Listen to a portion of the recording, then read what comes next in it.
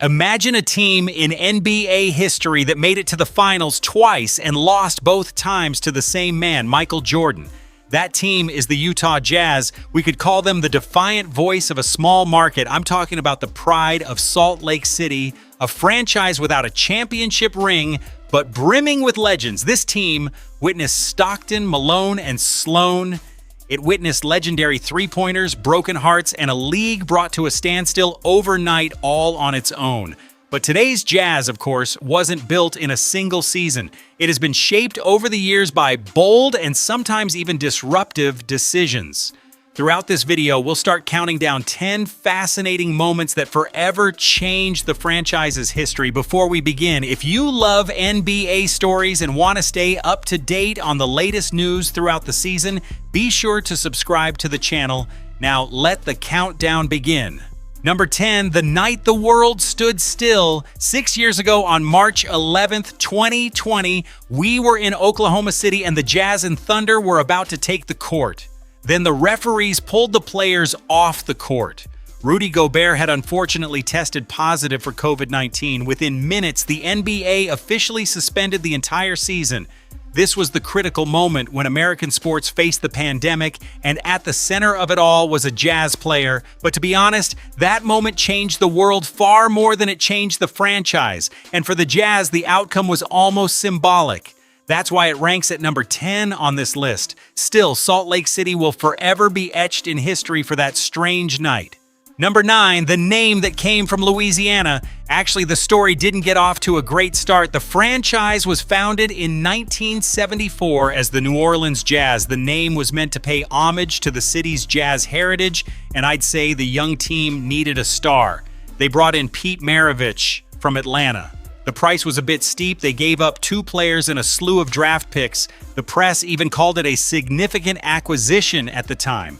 Maravich became the NBA's scoring champion in 1976-77 with a career-high average of 31.1 points per game. That season, he surpassed the 40-point mark 13 times. However, injuries naturally took a heavy toll on him, and the team never managed to have a winning season in New Orleans. Still, the flashy style of play that emerged began to clearly define the franchise's identity. This team would always be colorful and have a unique character. Number 8, the trade that let the magician slip away.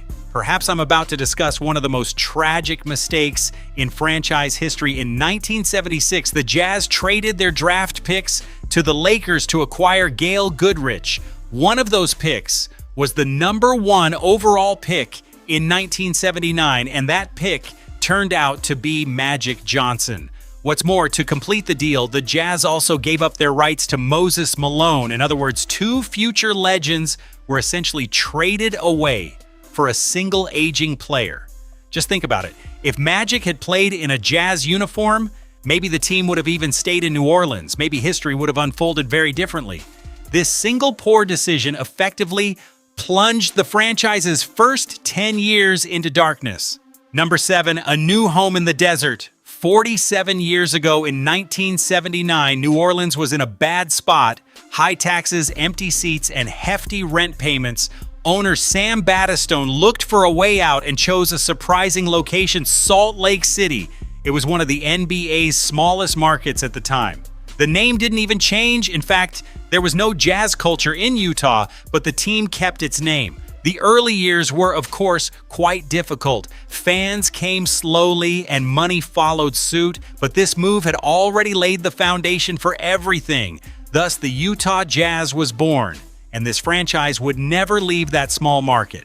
Number 6, 2 names, 1 empire. Now, I'm going to talk about 2 draft nights that changed everything. In 1984, the Jazz selected John Stockton with the 16th pick. Fans in Salt Lake City reacted with silence and even some boos, asking, "Who's John?" And a year later, in 1985, Karl Malone was selected 13th overall. 2 Hall of Famers from 2 unknown schools. Later, in 1986, the Jazz traded star scorer Adrian Dantley and officially handed the team over to Malone. Thus, Karl's role was defined.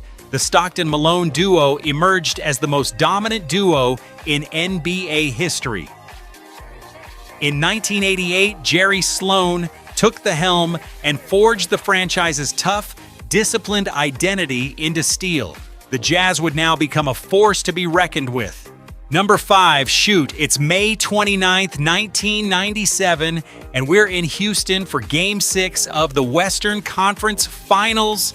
The Utah Jazz are trailing by 13 points and the season is about to end. Then the game really caught fire and the score was tied. With 2.8 seconds left, Brian Russell drove to the basket and Malone set a screen to free up Stockton. This allowed Stockton to launch a three-pointer from about 26 feet over Charles Barkley, and it went in. 103-100. The Jazz had made it to the NBA Finals for the first time. Stockton finished the game with 25 points and 13 assists. He had scored 13 of the team's final 19 points all by himself. To the master, this meant only one thing: a team that had stumbled in the conference finals for years had finally made it to the top. Number 4, in Jordan's shadow. However, it's important to remember that a giant loomed at the top. In 1997 to 1998, the Jazz had made it to the finals 2 years in a row, yet they lost both times to the Chicago Bulls, that is, to Michael Jordan. Both series went the full 6 games. In 1998, the Jazz even had home court advantage, but in the final game, Jordan sank the game-winning shot, and Salt Lake City was left in stunned silence. Thus, Stockton and Malone went down in history as the greatest duo never to win a championship ring. These 2 losses would define the franchise forever. Utah had come so close, yet had never managed to win the ring. Number 3, a coach's farewell. After Stockton left in 2003, 1 year after Malone, the Jazz realized they had entered a new era. With Deron Williams, they began to rise again, but on February 9th, 2011, everything hit rock bottom once more. Legendary coach Jerry Sloan chose to resign following an argument with his star player. A 23-year era thus came to an end overnight, and 2 weeks later, Williams was traded to New Jersey. The franchise's backbone had been shattered, and the Jazz spent years searching for direction without ever quite finding it. That resignation was, in a sense, the final echo of the Golden Age. Number 2, destruction and rebirth. Now let's turn to the moment that shaped today's Jazz.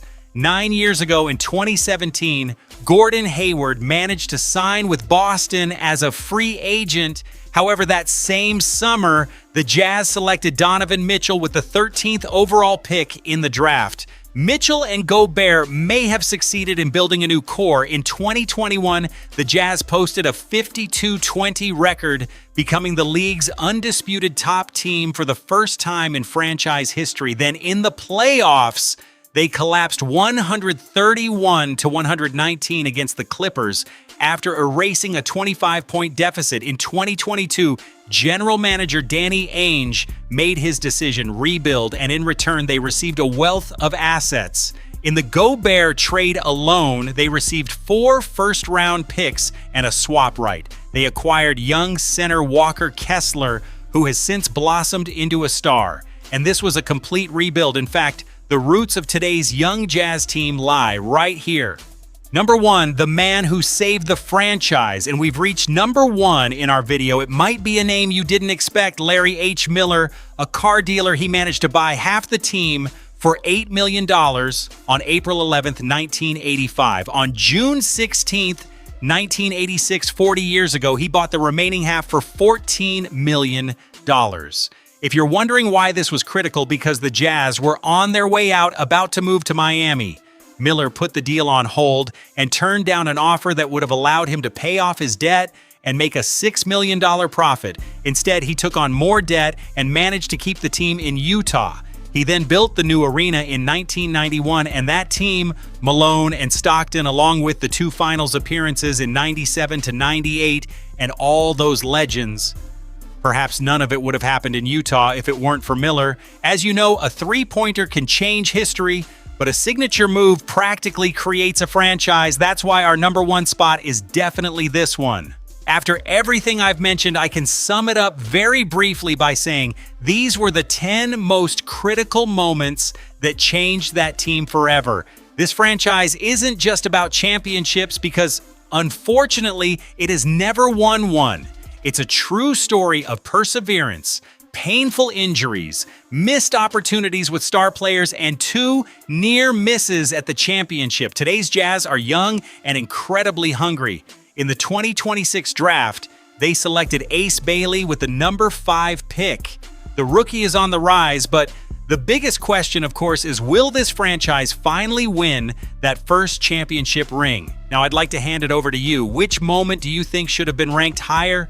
Be sure to share your own ranking in the comments. Also, don't forget to like and subscribe to the channel because when the NBA season starts, this channel will continue to bring you content you'll love.